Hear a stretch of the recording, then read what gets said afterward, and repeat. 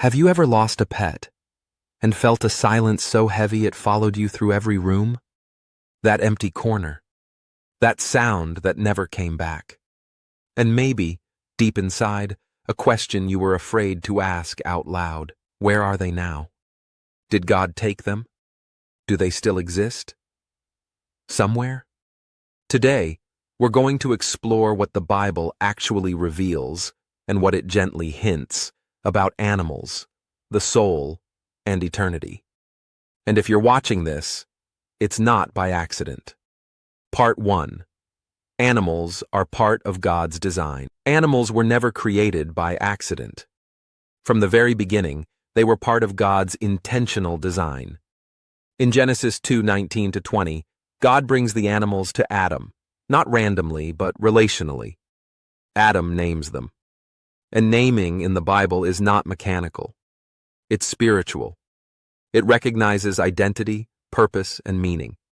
In the same way, when you welcomed a pet into your home, whether by adoption, rescue, or chance, you were stepping into a role, not just as an owner, but as a caretaker of a life entrusted to you. Some bonds are recognized by the soul before the mind can explain them. And when those bonds are broken by death, the pain runs deep, because we sense they mattered eternally.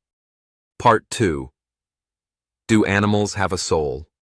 One of the hardest questions after losing a pet is this: did they have a soul? Where are they now? The Bible doesn't give simple answers, but it gives powerful clues. In Genesis 1:30, animals are described as having the breath of life. In Genesis 6:17, that same phrase is used again, for all living creatures. This matters. The breath of life comes from God Himself. Animals are not empty beings.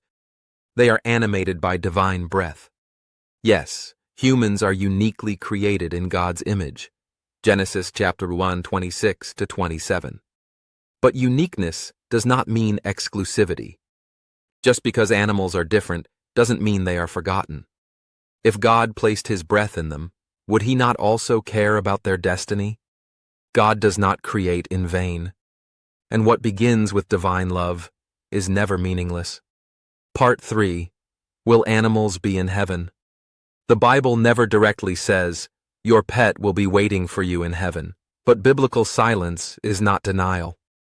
In Isaiah 11:6, we see a future kingdom where animals live in perfect harmony, predators and prey at peace, creation restored.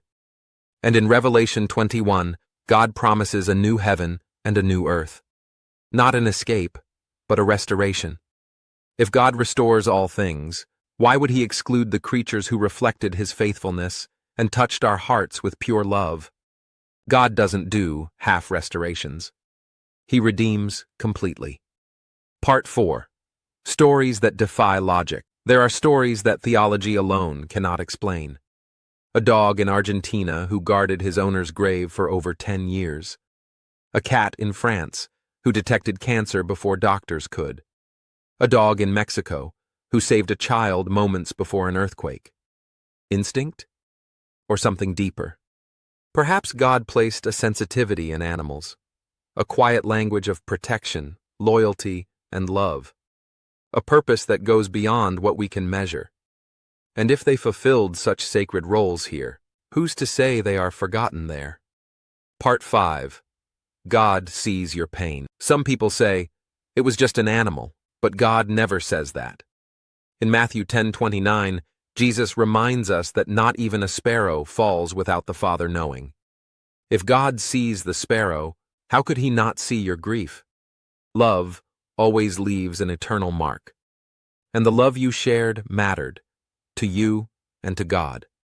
As C.S. Lewis once suggested, perhaps the love between humans and animals is not lost, but redeemed, carried into eternity by the God who restores all things. If you're grieving today, know this: God saw every act of love, every tear, every goodbye. And even if we don't have all the answers, we know this truth: God is just. And love is never wasted.